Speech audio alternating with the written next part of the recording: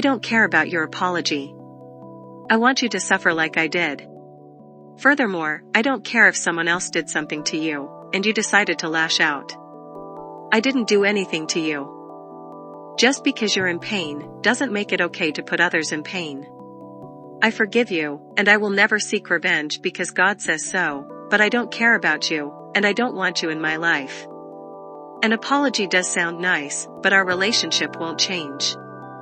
After you apologize to me, consider that chapter of your life over. Free yourself from your guilt, but still, you're nothing to me, and you'll continue to be. What you did to me wasn't an accident, it was deliberate. You did it over and over and over and over again. How do you expect me to forget when you joyfully laughed afterward? You were smug about it. You acted like it was my fault for not simply doing what you wanted, like I owed you something. It's so frustrating that there's nothing I can do unless I go against God. I trust Him, I know, I've seen it, and I have evidence that you will not get away with it, but still. Power has been taken away from me, and I want to be able to take it back with my own hands. It's so frustrating, it's so annoying that wrong is done to me. I know I'm not innocent either, it hurts, I'm traumatized, and I try to let go, but I can't, and that's it. I have all this rage, and there's nothing I can do about it. Well, I'm writing about it, however, it's not as cathartic as punching you. Oh, the people who've hurt me, all they have to do is apologize, repent, change their ways, and they get to lead a happy life. The damage that someone else did to me is now mine to take care of. And if I don't or can't move on, now I'm the bad guy. Great. Saul, before Jesus renamed him Paul, tortured a lot of Christians, but then he was tortured himself for decades and decades. Were his victims satisfied with the justice? Can they now rest and be together, or is heaven going to be awkward? I personally would be satisfied, because now I can speak to someone who knows exactly what I went through.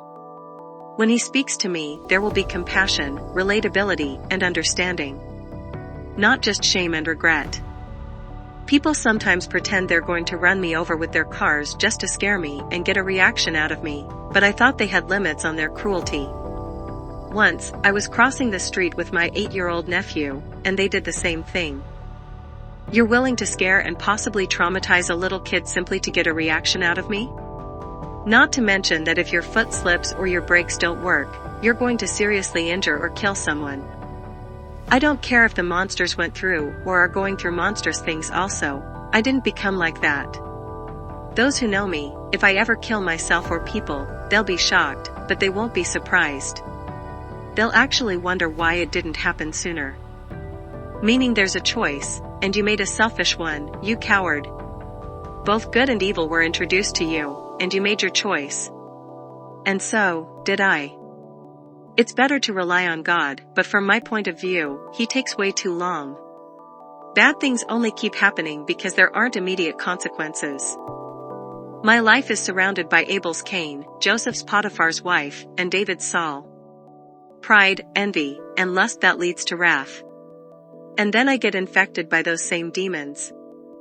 I remember since I was 4 years old, my mother calling me arrogant, but I was always able to keep it at bay, to hide it. Now I want for everyone to see it. I want to feed my pride with success. I want those who've mistreated me to envy me and hate me even more. Likewise, I want their women to lust after me more than they already do and realize that the only reason they don't get to be with someone like me is because they'd rather conform to the ways of society than the ways of God.